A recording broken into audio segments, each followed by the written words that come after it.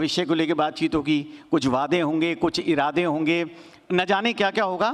बहुत मज़ा आएगा आपको। आप दोनों का बहुत बहुत स्वागत है स्टेज के ऊपर।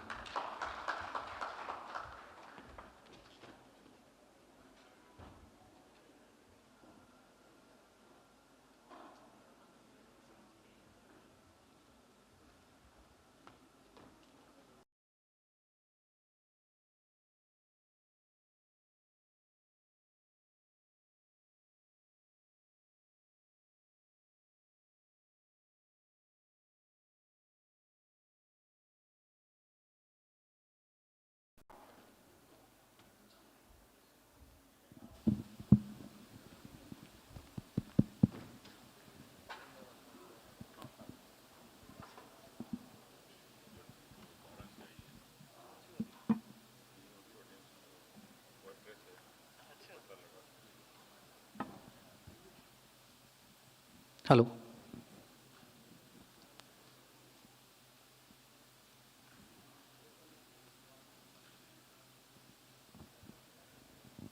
इजाज़त है शुरू किया जाए सेशन को। मंच पे मेरे साथ आसीन श्रीमान सतीश पूनिया साहब, स्वागत है आपका, अभिनंदन। और साथ में यहाँ तमाम जो गणमान्य लोग मौजूद हैं उन सभी का भी स्वागत, अभिनंदन। मेरे लिए खुशी की बात है कि ये मंच मुझे सौंपा गया है। हालांकि उद्देश्य कुछ और था, जैसा कि मेरे अग्रज ने भी बताया। उद्देश्य ये था कि 2023 के आने वाले विधानसभा चुनावों की रोशनी में हम दोनों अध्यक्षों से बातचीत करते, लेकिन अफसोस है कि किसी किसी कारण के चलते वो नहीं आ पाए। तो मेरी कोशिश अब ये रहेगी कि ये सेशन एक इंटरव्यू ना होकर बातचीत का दौर रहे, ताकि सतीश पूनिया जिस बेबाकी के लिए जाने जाते हैं वो सहजता से उनके जवाबों में आए और मुझे प्रोत्साहन मिले तो मेरे सवालों में भी आए। फिर से एक बार स्वागत।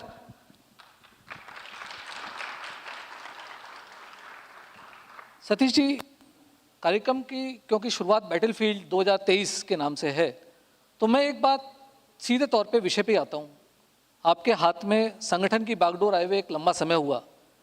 लोगों ने आपके साथ, जब आप यहाँ प्रेसिडेंट बन के आए, तो अपनी एक आकांक्षाएं, महत्वाकांक्षाएं जोड़ ली कि सतीश जी भाई साहब आ गए हैं, अब ये फला काम हो जाएगा और फला काम हो जाएगा। 2023 में इलेक्शन है, कितने तैयार मानते हैं खुद को आप अंदाज लगा सकते हैं कि मैं कितना तैयार हूं कि मेरे दूसरे साथी मैदान में ही नहीं आए।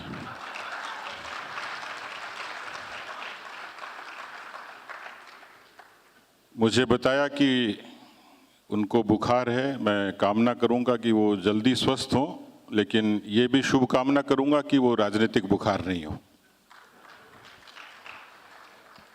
आपका सवाल था कि मैं अध्यक्ष के नाते मेरे से बहुत अपेक्षाएं कार्यकर्ता की, जनता की, उसके लिए मैं कितना तैयार हूं। आप अंदाज लगा सकते हैं कि मैं चूरू जिले के बहुत छोटे से गांव में पैदा हुआ, और जिस दिन पैदा हुआ उस समय घड़ी नहीं थी, कैलेंडर नहीं था, और माँ से जब जन्मतिथि पूछी तो उसने कहा बेटा दीपावली के 11 दिन पहले पैदा हुआ था। मैं वहाँ से यहाँ एक विश्व की सबसे बड़ी राजनीतिक पार्टी के सबसे बड़े प्रदेश के अध्यक्ष के तौर पर आपके बीच में हूँ। तो आप समझ सकते हैं कि 2023 के लिए मेरा कमिटमेंट कितना है, मेरे जज्बात कितने हैं और मेरी तैयारी कितनी है। राजस्थान में चुनाव अक्सर 90 के बाद परसेप्शन के आधार पर होते रहे।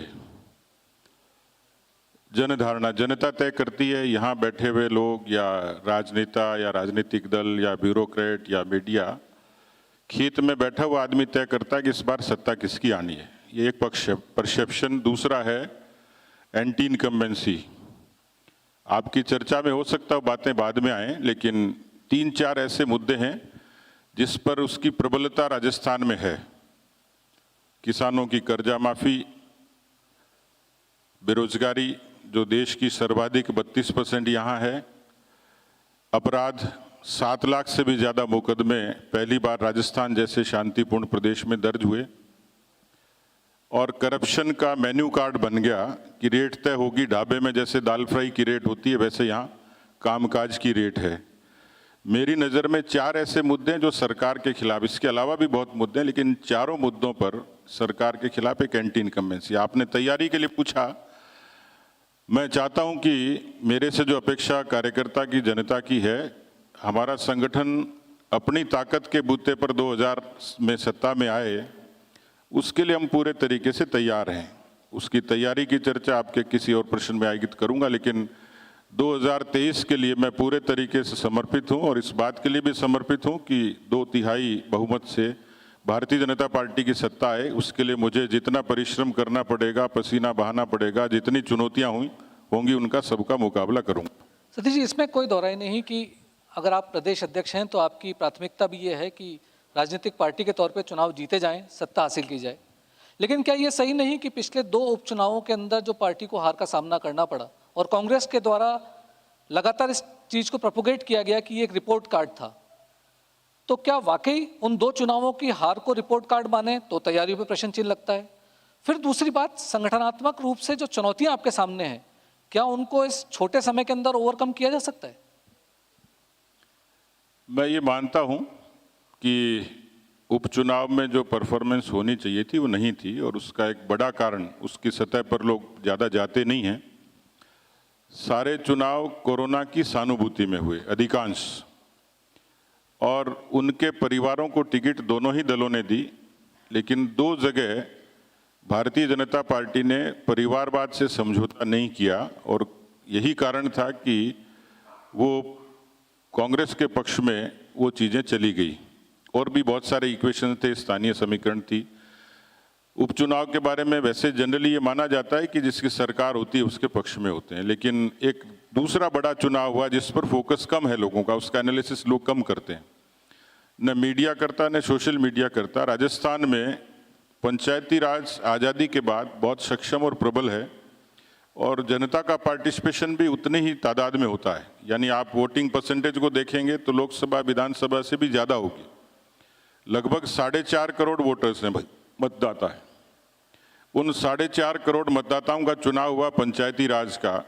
अभी तक का ट्रेंड ये रहा, पंचायती राज लागू होने के बाद 1964 के बाद लगातार पंचायती राज चुनाव होने के, लागू होने के बाद ये पहला अवसर था जब किसी विपक्षी दल को सर्वाधिक बढ़त मिली। यानी 33 जिला परिषद में 18 पे भारतीय जनता पार्टी काबिज हुई, कांग्रेस को महज 10 पर संतोष करना पड़ा। जिला परिषद के 1014 वार्ड थे जिसमें 505 पे बीजेपी जीती। 4.5 करोड़ मतदाताओं में किसी अपोजिशन पार्टी की इस तरीके की परफॉर्मेंस पहली बार थी। इसको आप मिनी इलेक्शन मान सकते हैं, इसको लिटमस टेस्ट मान सकते हैं, इसको मैंडेट मान सकते हैं। लेकिन क्या ये सच नहीं कि मौजूदा समय के अंदर कार्यकर्ता बैठकों में व्यस्त है और सिर्फ बैठकों में व्यस्त है, और इस बात का एक परसेप्शन बन गया कि उदयपुर जैसी घटनाएं, करौली जैसी घटनाओं ने बीजेपी के लिए धरातल तैयार कर दिया, और आने वाले चुनाव में अगर भाजपा का कार्यकर्ता ज़्यादा कुछ एफर्ट नहीं करे तो भी सरकार हमारी ही आएगी, बीजेपी की ही आएगी? क्या ये सच नहीं कि कार्यकर्ता के मन में ऐसा विचार बनने लगा है? नहीं, मैंने शुरू में ही कहा है पहले प्रश्न में कि मैं इस बात से बहुत ज़्यादा इस पर मेरा फोकस नहीं है कि तात्कालिक मुद्दे क्या हैं, एंटी इनकम्बेंसी कितनी है, परसेप्शन क्या है और रिलीजियस पोलराइजेशन क्या है। उस पर मैं इसलिए कमिटेड हूं कि हम लोग अपनी खूबियों के आधार पर सत्ता में आना चाह रहे हैं, और उसका कारण है उससे पहले तक बीजेपी का, क्योंकि भारतीय जनता पार्टी का राजस्थान का इतिहास 90 के बाद ही शुरू होता है। जनसंघ की एक मर्यादा थी, उसके बाद भारतीय जनता पार्टी बनी। हम लोग कैडर की पार्टी थे और आज मासेस की पार्टी हैं। दूसरे दलों से भी लोग आए, उनको भी ऑनर किया और हम लोग नीचे तक पहुंचे। आज 52,000 बूथ पे 47,000 बूथ पर पार्टी की नीचे तक की इकाई पे लोग पूरी मजबूती से काम कर रहे हैं। मेरी कोशिश है और मेरा भरोसा भी है और मेरा विश्वास भी है, इसी मंच पर 2023 में कोशिश करूंगा कि हम दोबारा मिलेंगे तो आपको मेरी आज की, मैं एस्ट्रोलॉजर तो नहीं हूं और न भविष्य वेता हूं, लेकिन ये जरूर कह सकता हूं कि अब के जो सरकार आएगी वो कार्यकर्ताओं के परिश्रम से ही आएगी। 2023 में 2/3 बहुमत के साथ आएगी। ये बहुत सही बात कही आपने कि 2023 में जो भी सरकार आएगी वो कार्यकर्ताओं के परिश्रम से आएगी। लेकिन इसके साथ साथ एक महत्वपूर्ण मुद्दा है जिस पे चर्चा इस मंच को जानने का हक है। क्या ये सच नहीं कि कार्यकर्ताओं पे आपको जितना भरोसा है उतने ही बड़े नेताओं में जो धड़े बने हुए हैं उसको लेकर आपकी चिंता है? क्या ये सच नहीं कि विधानसभा में भी कभी कभी एमएलए बटे हुए दिखाई देते हैं? क्या ये सच नहीं कि राजस्थान की यात्राओं में, भले ही वो आपकी पदयात्रा हो या वसुंधरा जी की हर डिविजनल हेडक्वार्टर पे यात्रा हो, एक असमंजस की स्थिति, एक असहजता की स्थिति कार्यकर्ता के मन में पनपी है कि आखिर हमारा चेहरा कौन, आखिर हमारा नेता कौन? मनोज जी, आपने मुझे बांध दिया इसलिए कि आपने शुरू में कहा कि पूनिया जी साफगोई के लिए जाने जाते हैं, बेबाकी के लिए जाने जाते हैं। मंच को आशा भी यही है। और मैं ये कहूँ कि नहीं, ये बिल्कुल राम राज्य की स्थापना पार्टी में हो गई, तो भी मुझे लगता है कि आपके सवाल के साथ नाइंसाफ़ी होगी। तो मैं इस बात से इनकार करूं कि राजनीतिक दलों में मतभेद नहीं होते हों तो मैं खुद झूठा हो जाऊंगा। मैं उससे इनकार नहीं करता। हर व्यक्ति की महत्वाकांक्षाएं हैं, एम्बिशन है, उनका ईगो है, एटीट्यूड है, अभिमान है। और मैं कई बार देखता हूं, मैं एक उदाहरण देता हूं मेरे कार्यकर्ताओं को और यहाँ जो लोग बैठे हैं उनके सामने भी। मैं अक्सर देखता हूं, जैसे कई बार किसी भजन संध्या में जाता हूं तो जो ढोलक बजाता है, हारमोनियम बजाता है, गाना गाता है, उनकी आपस में भी कई बार तालमेल बिगड़ जाती है। तो आंखें निकालते रहते हैं एक दूसरे को, ढोलक वाला हारमोनियम वाले की तरफ, हारमोनियम वाला गाने वाले की तरफ। तो मानते हैं कि यहाँ मंडली तो थोड़ी बिगड़ती गई, इतना तो है, ताल उतर गई। लेकिन फिर भी वो अच्छा गाते हैं, पूरा मनोरंजन भी करते हैं, भक्ति भाव से सरोबार करते हैं। लेकिन मैं इसलिए इस बात से मुझे कोई परहेज भी नहीं है और इस बात के लिए मैं मानसिक रूप से तैयार हूं। पर दो तीन चीजें होती हैं। जो संगठन जिसको कहते हैं उसकी अपनी एक ताकत होती है, उसका अपना एक तरीका होता है, उसकी परंपरा रीति नीति होती है। मैं आज हूं तो उसी ताकत के कारण हूं। मेरी मान्यता है तो उसी एक कार्यकर्ताओं में से मुख्य कार्यकर्ता के रूप में है। भीड़ को कोई संगठन नहीं कहता, उसका विधान होता है, उसके तौर तरीके होते हैं, परंपरा होती है। मेरा ये मानना है कि भारतीय जनता पार्टी की जो खूबी है, संगठन उसका प्राण तत्व है। इसलिए वैचारिक रूप से किसी का मतभेद हो सकता है, हम नेशनलिज्म की, राष्ट्रवाद की बात करते हैं, किसी को अच्छा लगे नहीं लगे, लेकिन मैंने जिस कार्यकर्ता की बात की, मैंने जिस संगठन की बात की, वो अपने आप में इतना ताकतवर है कि जिस मतभेद की बात आप करते हैं उसकी तुलना यदि दूसरे दलों से करेंगे तो भारतीय जनता पार्टी कोसों आगे है। आप मुझे कहेंगे या किसी भी नेता को यदि पार्टी का आलाकमान कहेगा, संसदीय दल कहेगा, वो सब मतभेद के बाद भी उस मर्यादा से बंधे हैं और उस मर्यादा से बाहर जाने की मुझे लगता नहीं है कि इस पार्टी में कोई व्यक्ति इतनी नज़रअंदाज करेगा उस व्यवस्था को, सिस्टम को। इसलिए ये जो छोटी मोटी चीज़ें होती हैं, और हमारे यहाँ कहा जाता है कि मतभेद हो सकते हैं, मनभेद नहीं है, तो आपको उस अम्ब्रेला के नीचे, उस झंडे के नीचे कमिटमेंट के साथ चलना है। आपकी महत्वाकांक्षाएं अलग हैं, एम्बिशन अलग है, वो कंप्रोमाइज़ तो आपको पार्टी के डिसिप्लिन से करना ही पड़ेगा। इसलिए मुझे लगता नहीं है कि ये जो चैलेंज जो आपने मेरे लिए कहा है, उस चैलेंज के लिए पार्टी सक्षम है उसको मीट आउट करने के लिए। आप मतलब दूसरे दलों के साथ जब खुद को कंपेयर करते हैं तो ये कहना चाह रहे हैं कि मेरा कुर्ता ज्यादा कम दागदार है, दूसरों के जो कुर्ते हैं वो ज़्यादा दागदार हैं। खैर, लेकिन बड़ा बात यह है कि क्या ये भी सच है कि पूर्व के अंदर जो अध्यक्ष रहे या जो वरिष्ठ नेता हैं आज पार्टी में, वो कहीं ना कहीं एक डिससेटिस्फेक्शन रखते हैं सतीश पूनिया से, उनके कार्य पद्धति से, उनकी कार्यशैली से, और इसी कारण से आलाकमान भी गफलत में है कि आखिर राजस्थान में क्या फैसले लिए जाए? नहीं, राजस्थान और हिंदुस्तान हो चाहे, वहाँ गॉसिप का, पॉलिटिकल गॉसिप का अपने एक स्थान है, जगह है। अभी चर्चा हो रही थी आरफा जी के सेशन में कि सोशल मीडिया हो गया, वहाँ मानहानि भी बड़ी आसान है और किसी के लिए कुछ भी लिखना, पढ़ना, सुनना आसान है। पर मुझे लगता है कि मैंने जहाँ से जीवन शुरू किया, परिवार से लेकर संगठन के जो संस्कार हैं, मेरी तरफ से किसी भी नेता के सम्मान में कोई कमी नहीं है। मेरे बारे में अंदर क्या राय रखते हैं मुझे पता नहीं है, लेकिन इतना कह सकता हूँ कि आप यहाँ जो लोग बैठे हैं वो अधिकांश कुछ लोग ऐसे भी होंगे तो अंग्रेजी के एक शब्द का इस्तेमाल करते हैं, जॉब सेटिस्फेक्शन। मुझे अपने कर्म पर यकीन है और मुझे अपने काम पर संतुष्टि है। मेरे बारे में दूसरे लोग क्या राय रखते हैं, अंदर क्या राय है, बाहर उनकी राय सबकी ठीक है और मुझे लगता है कि सबकी ठीक ही रहेगी। आज अगर प्रदेश में हम लिस्ट बनाने निकले तो लगभग सतीश जी 7 से 8 नाम ऐसे हैं जो खुद को मुख्यमंत्री का प्रबल दावेदार मानते हैं। आप प्रदेश अध्यक्ष हैं पार्टी के और निश्चिंतता के साथ ये भी कह रहे हैं कि दावा कर रहे हैं कि आने वाले जो चुनाव होंगे उसमें भाजपा बहुमत के साथ सरकार बनाएगी। तो अध्यक्ष के तौर पे आप क्या सोचते हैं, आप भी एक स्वाभाविक कैंडिडेट होंगे मुख्यमंत्री के लिए राजस्थान में? आपने तो ऐसा सवाल पूछ लिया जैसे कुंवारे से शादी के लिए पूछ लिया जाए। मतलब इच्छा तो है शादी की इच्छा तो है कुंवारे को? नहीं, इच्छा दो तरीके की होती है। यदि कुंवारे की शादी नहीं होती हो तो किसी दूल्हे की बारात में वो जोर शोर से नाचता है। देखिए, ऐसा है कि दो पक्ष है। किसी समय ये कहा जाता था भारतीय जनता पार्टी के बारे में कि ये यहाँ लीडरशिप की क्राइसिस है, वैक्यूम है, नेताओं की कमी है, फेसेज नहीं है। अब ये सवाल भी हो सकता है कि आपका फेस क्या होगा। तो एक लोग सामान्य तौर पर बड़े नेता, हर छोटे बड़े नेता जवाब देते हैं कि मोदी जी का नाम, मोदी जी का काम, यही चेहरा होगा, कमल का फूल होगा। लेकिन चेहरों की कोई सेट फिनोमेना नहीं है। आपने देश के अनेक हिस्सों में देखा होगा, कहीं प्रोजेक्ट कर दिया, कहीं नहीं कर दिया। तो इसके बारे में कोई संविधान में कुछ नहीं लिखा गया, न पार्टी के न देश के संविधान में। ये परिस्थितिजन्य है। और इसलिए पहली बात तो आपके सवाल से आपने 7-8 बताए तो मुझे खुशी हुई, क्योंकि पहले तो लोग कहते थे कि इनके पास नेता ही नहीं है। अब 7-8 हैं तो मेरे लिए अध्यक्ष के नाते खुशी है कि हमारे पास इतने कॉम्पिटेंट लोग हैं कि एक तरफ क्राइसिस था, वैक्यूम था, और आज 7-8 कॉम्पिटेंट लोग हैं। तो ये पार्टी की ताकत है। यहाँ हमारे राजस्थान में कहा जाता है कि अगर मामा ज़्यादा हों तो भांजा भूखा रहता है। अगर 7-8 कैंडिडेट मैं गिना सकता हूँ तो मान के चलिए कि कार्यकर्ता कहीं भूखा नहीं रह जाए, उसकी जो लालसा, आकांक्षाएं, महत्वाकांक्षाएं हैं वो कहीं अधूरी नहीं रह जाएं। विषय वो है।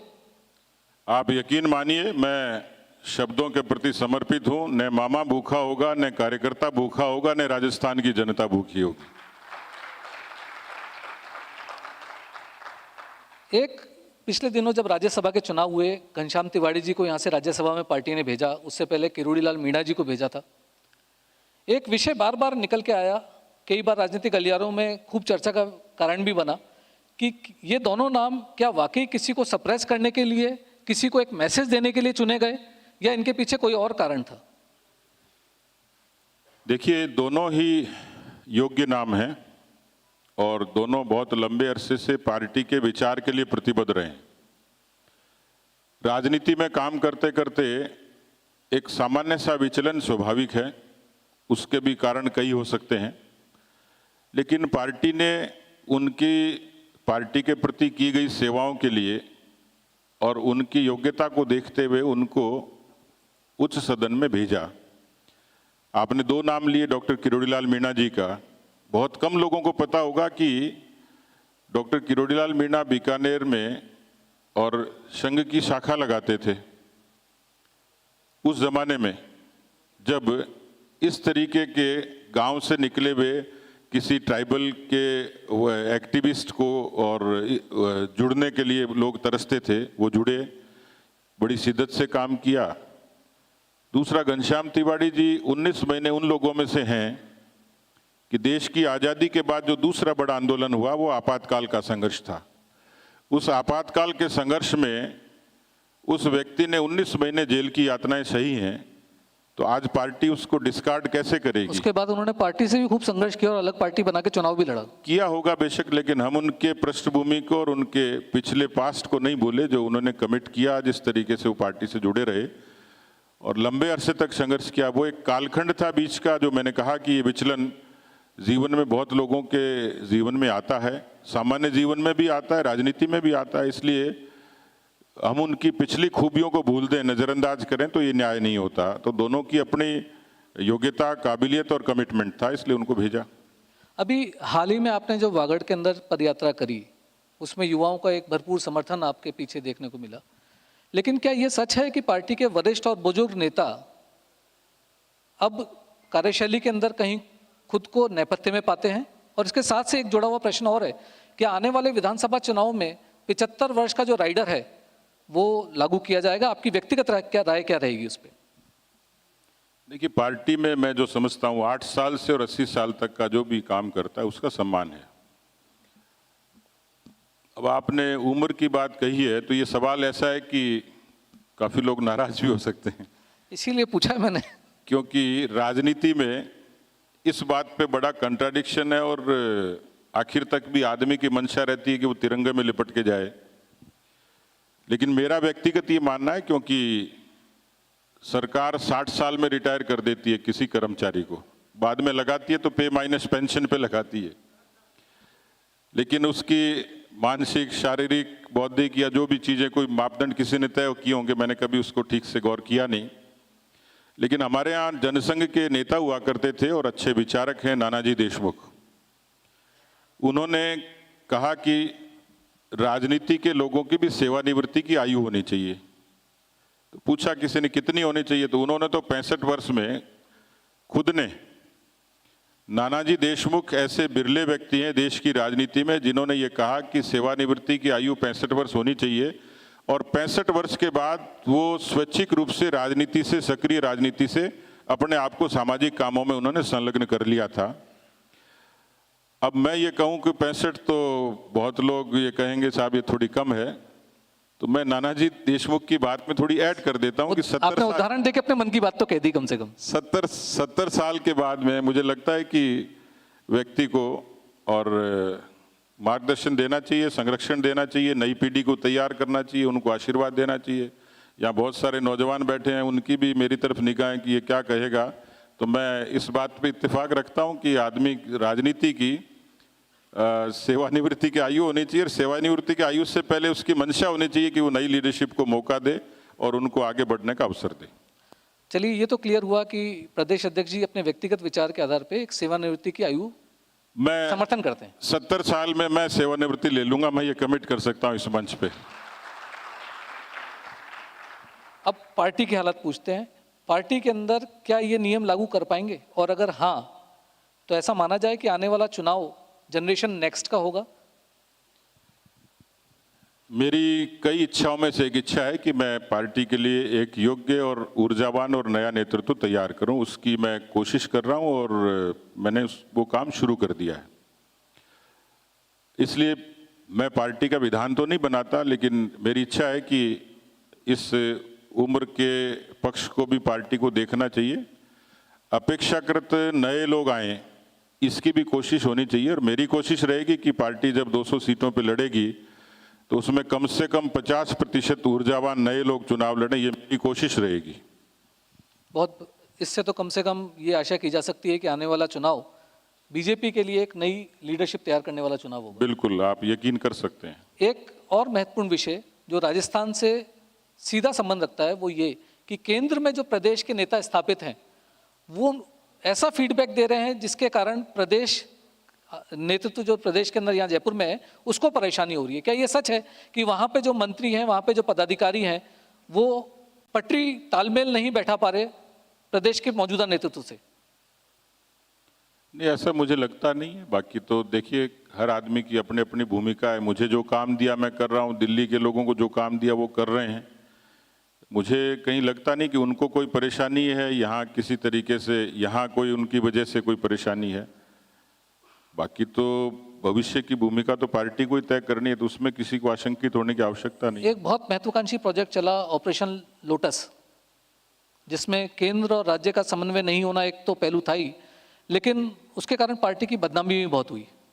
अध्यक्ष के तौर पे आप ऑपरेशन लोटस को किस तरह देखते हैं? आम जनता समझ ही नहीं पाई पहले तो कि लोकतंत्र से जीती हुई बहुमत की सरकार को आखिर गिराने की जरूरत क्या पड़ गई थी। नहीं, कोई गिरना चाहे तो उसको हमने बचाने का ठेका थोड़ी लिया है। मतलब आपका सहयोग था? नहीं, मुझे पहले तो ऑपरेशन लोटस पे आपत्ति है, क्योंकि ऐसा कोई ऑपरेशन था ही नहीं। दूसरी बात, ये तो जो जितने यहाँ लोग बैठे हैं या जो मुझे सुन रहे होंगे, हमने तो कोई न तो भविष्यवाणी की थी, न कोई धमकी दी थी, न कोई किसी तरीके से लोभ लालच दिया था, न कोई दबाव था। लालच की बात तो आई है, लालच की बात तो आई है। नहीं, वो सुनी सुनाई बातें, उसमें तो कोई भी कह सकता है कि आप मनोज माथुर को मैनेज करके लाए हो।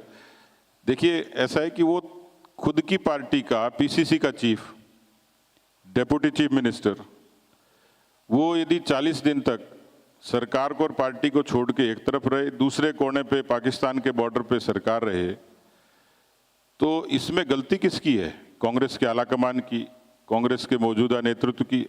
हमने थोड़ी कहा था अलग हो जाओ, एक रहो भाई, राजस्थान की सरकार ठीक चलाओ। मैंने कई बार कहा है कि इनके झगड़े का असर राजस्थान की गवर्नेंस पे पड़ा है, राजस्थान के डेवलपमेंट पर पड़ा है। उनको एक होना चाहिए था, हमने नहीं कहा था उनको अलग हो जाओ। अब वो खुद यदि गिरना चाह रहे थे तो हम तो देख रहे थे शांति से।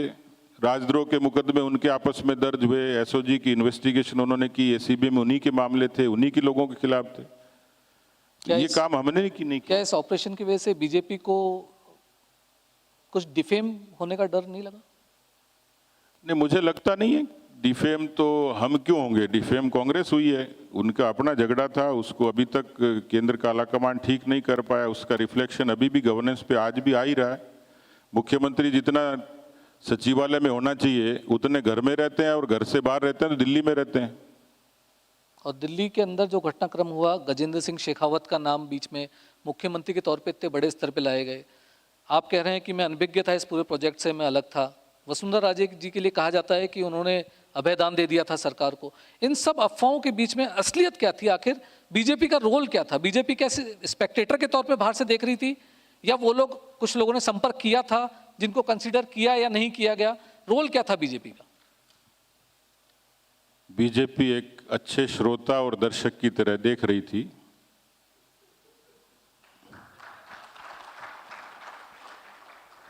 क्या मैं चर्चा को आगे बढ़ाता हूं और अपने जो मेरे सवाल थे उनको अब वाकई ऐसे मुद्दे पे लाना चाह रहा हूं जो सीधे तौर पे जनता से जुड़ा हुआ है। क्योंकि आप विपक्ष में हैं तो ज़्यादा उम्मीद लोगों को आपसे नहीं करनी चाहिए, सत्ता के पास शक्तियां हैं। लेकिन एक प्रभावशाली विपक्ष नहीं होने की वजह से ब्यूरोक्रेसी और सत्ताधारी पार्टियां दोनों ही छिटक जाती हैं जनता से।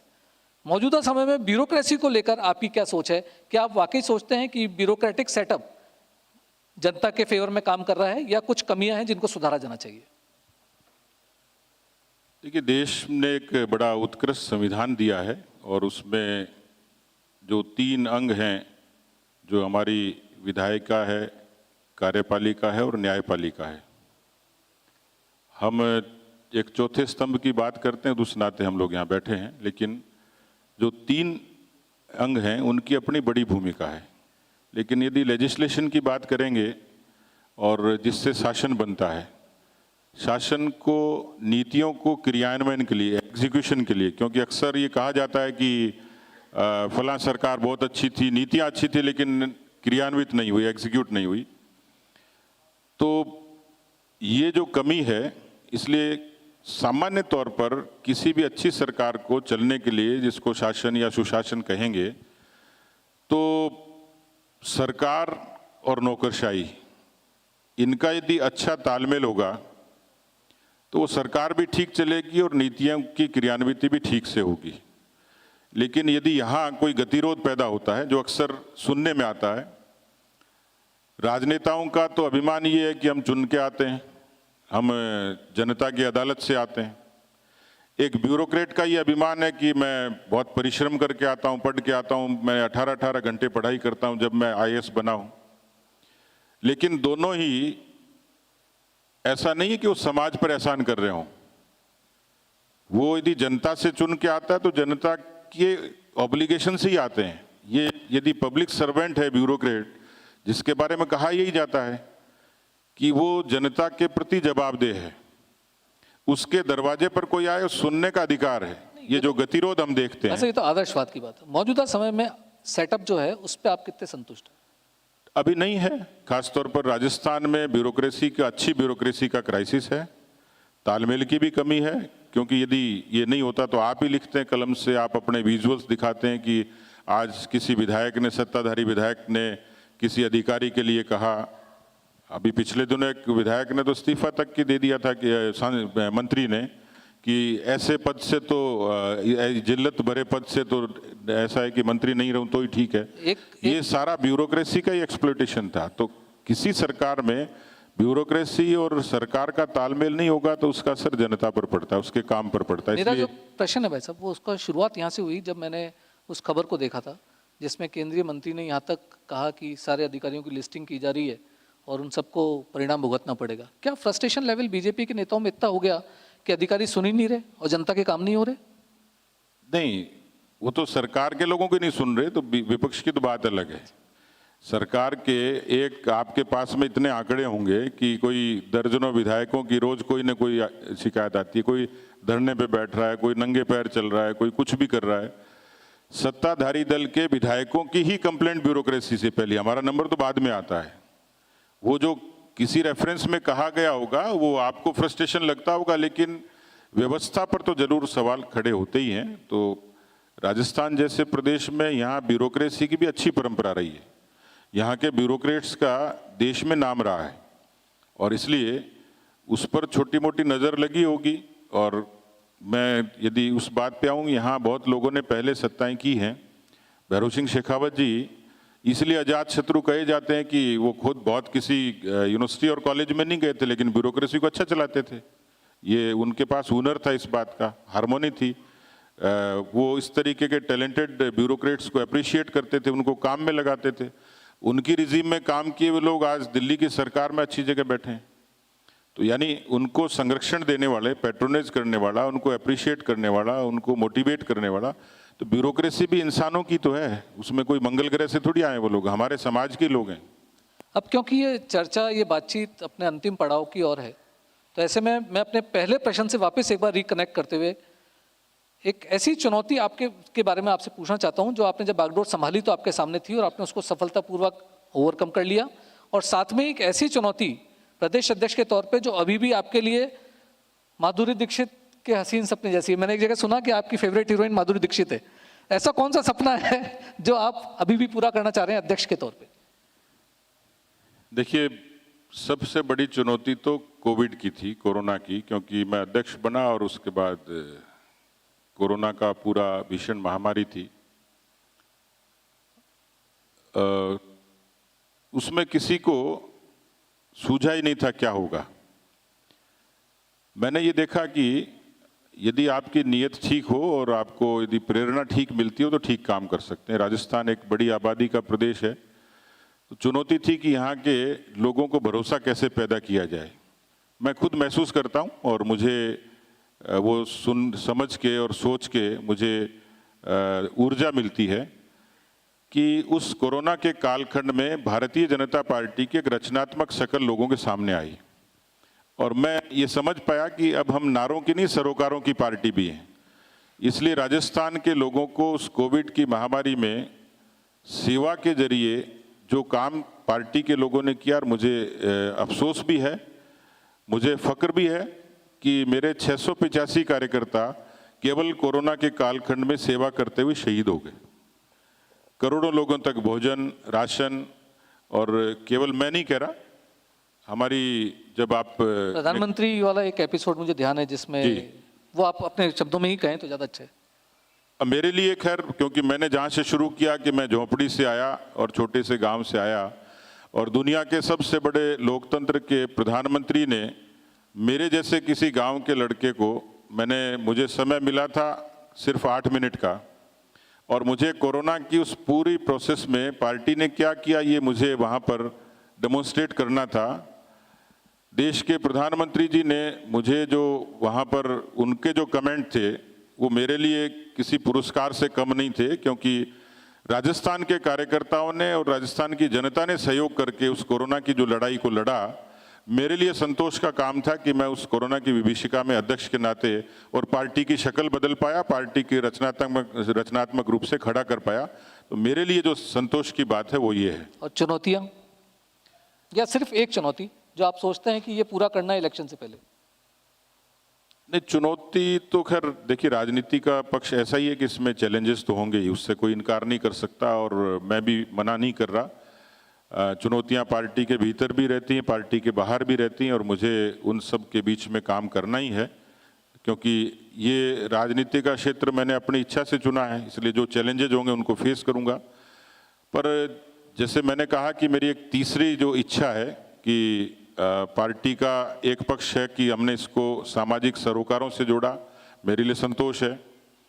लेकिन 2023 को जीतने के लिए कि मेरा जो सपना है कि मुझे अध्यक्ष के नाते, आपने जो कहा उसमें मेरा कोई एम्बिशन नहीं है।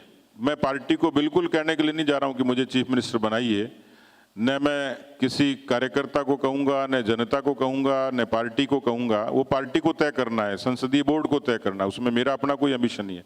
पर एक मेरी इच्छा जरूर है, मेरा सपना है कि मैं गांव से आता हूं और मेरे जैसे किसान परिवार को यदि अवसर मिला है तो मेरी इच्छा है कि पार्टी मेरे नेतृत्व में 2023 में प्रचंड बहुमत से सरकार बनाए, और इसलिए संगठन की शक्ल को हम 52,000 बूथों तक लेकर जाएं, जो मैं अभी 47,000 बूथ की बात कर रहा था। मेरी इच्छा है कि 52,000 बूथ पर पार्टी मजबूती से खड़ी हो और परिणाम सुखद हो, ये मेरी इच्छा है। ये बैटलफील्ड 2023 का जो टॉपिक लेके हम लोग चले थे उसको कहीं ना कहीं हम वाइंड अप करने की ओर हैं।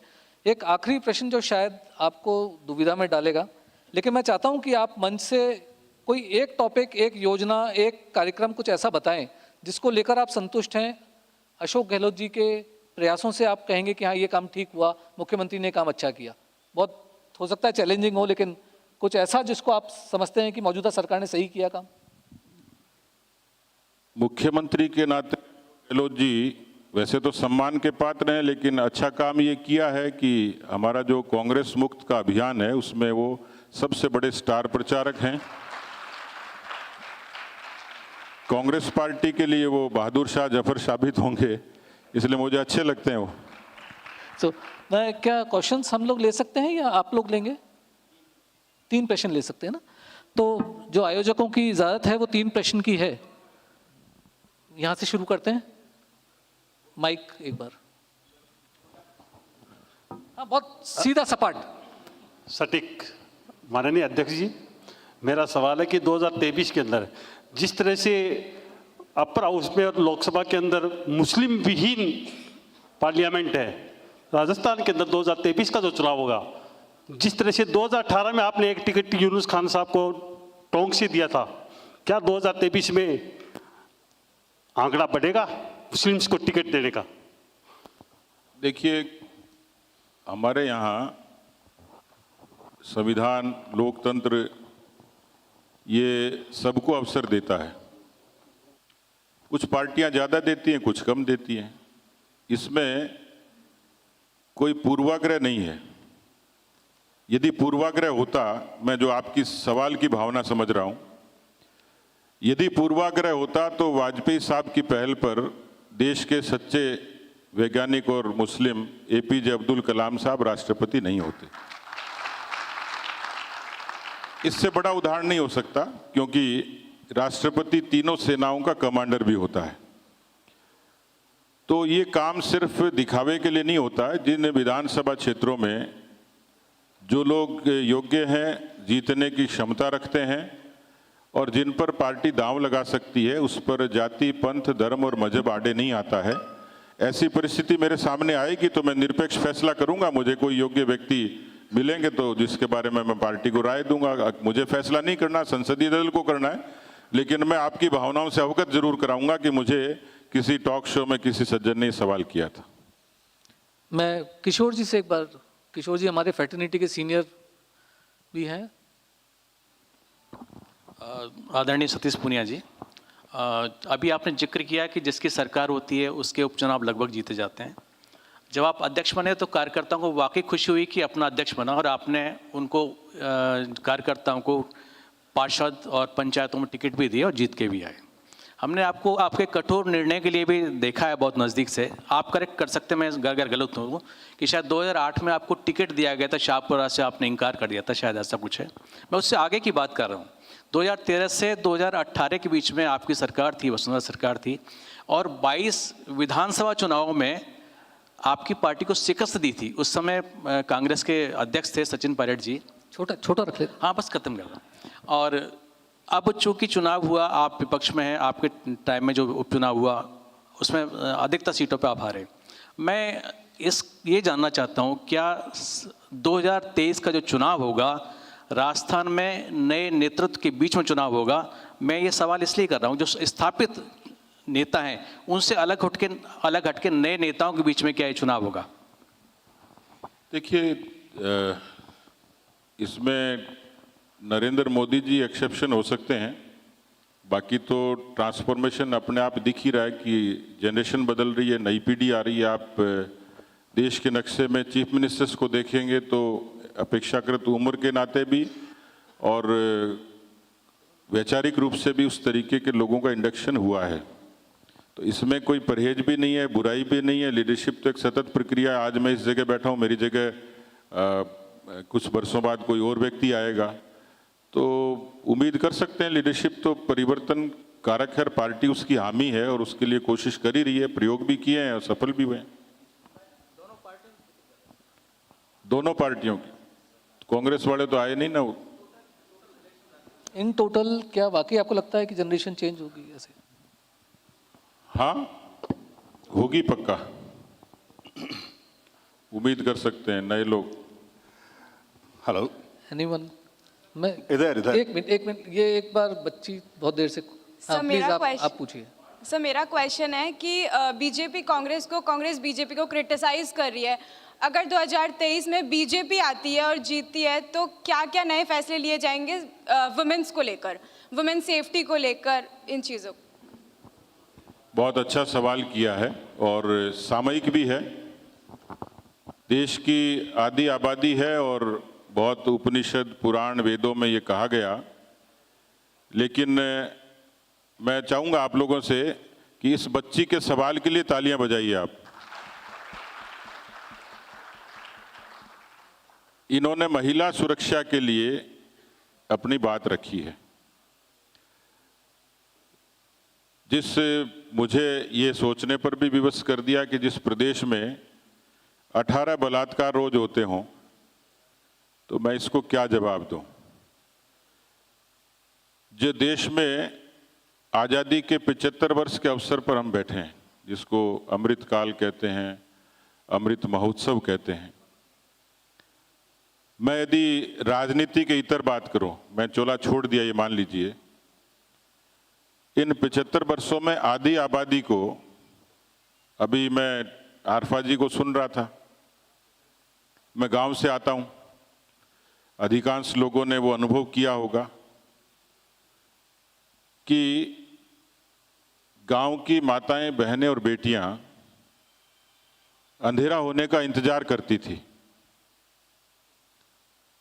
जो चीजें समय से बदलनी चाहिए थी वो बदली नहीं। उनके आरोग्य पर, उनकी सुरक्षा पर और सम्मान पर सीधे सीधे प्रश्न थे।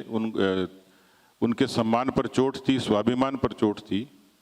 एक प्रयास हुआ कि देश में 10 करोड़ से भी ज़्यादा शौचालय बने और महिलाओं का जीवन बदलना शुरू हुआ।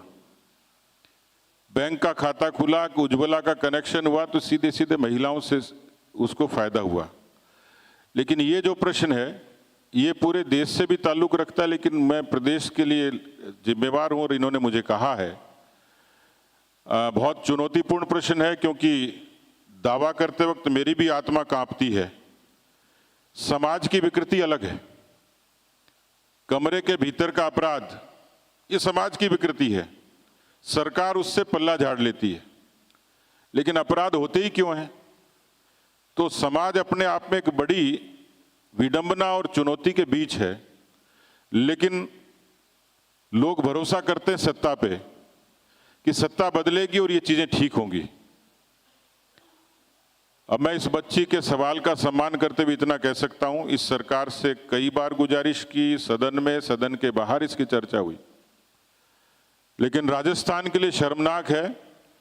और यदि इसने कहा है, और मैं ईमानदारी से इस मंच पर कमिट कर सकता हूं कि 2023 में भारतीय जनता पार्टी की सरकार आएगी, और मैं आपको कह सकता हूं कि इस प्रदेश में बहन बेटियों पर आंख उठाने वाला कोई हिम्मत 2023 में और 23 के बाद नहीं कर पाएगा। ये मैं कमिटमेंट कर सकता हूं, भरोसा दे सकता हूं।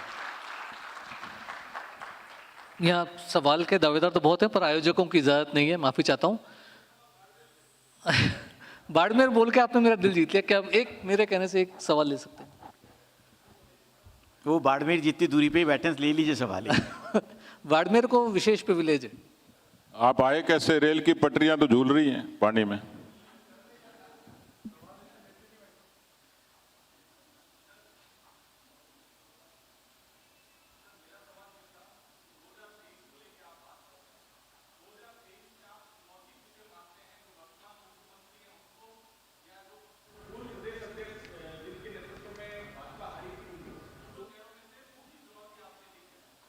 Very good question.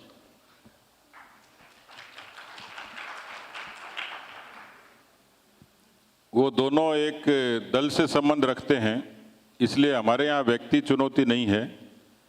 और मुझे लगता है कि 23 तक कांग्रेस चुनौती के रूप में रहेगी, इसकी शंका है मुझे। इसलिए मैं कंफर्टेबल हूँ आपके सवाल पर कि हमारी नज़र में तो मैं जो 2/3 का है, तो मुझे लगता नहीं फिर कहीं चुनौती की गुंजाइश बचती है। राजस्थान की जनता का इतिहास, परसेप्शन, एंटी इनकम्बेंसी और 2 नाम गिना दिए, वो पर्याप्त हैं बीजेपी के लिए। तो इस बातचीत को हम एक बार विराम देते हैं। ये आगे के सेशंस ऐसे ही चलते रहेंगे, लेकिन लास्ट में जाते जाते मैं ये जरूर कहना चाहूँगा कि गोविंद सिंह जी अगर यहाँ होते तो ये चर्चा शायद और ज़्यादा सार्थक और रोचक होती। एनीवे, उनको स्वास्थ्य लाभ के लिए शुभकामनाएं, और सतीश जी आपका आने का धन्यवाद, बहुत बहुत शुभकामनाएं आपको। Thanks to all. बहुत बहुत धन्यवाद। आप दोनों एक बार मंच पे ही रुकें। हमारे साथ में प्रतीक कासलीवाल जी, मैं उनसे निवेदन करूंगा कि मंच पर आएं और प्रतीक चिन्ह दें हमारे अतिथियों को। और सतीश जी, आपने बिल्कुल वही जवाब दिए जिनकी उम्मीद थी। ज़्यादा बधाई माथुर साहब को, क्योंकि जिस किस्म के सवाल को सोचकर हमने इनका चयन किया था, उस पे ये 100% खरे उतरे हैं। तो एक बार ज़ोरदार तालियां हमारे दोनों मंचासीन। प्रतीक कासलीवाल जी से मेरा निवेदन है कि मोमेंटो दें।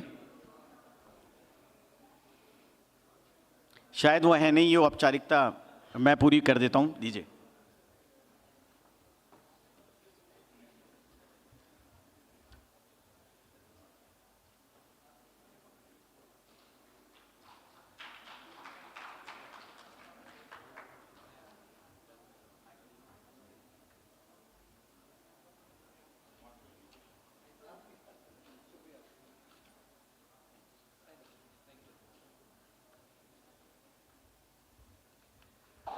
दोस्तों, इस सेशन के बिल्कुल बाद में हम एक ललन टॉप का एक डॉक्यूमेंट्री चलाएंगे, और उसके बाद में एक बैंड यहाँ पे परफॉर्म करेगा आप लोगों के मनोरंजन के लिए, क्योंकि बहुत सारी सीरियस बातें पूरे दिन से हो रही हैं, तो कुछ मनोरंजन का इंतज़ाम यहाँ पे उस डॉक्यूमेंट्री के बाद किया गया है। Thank you so much.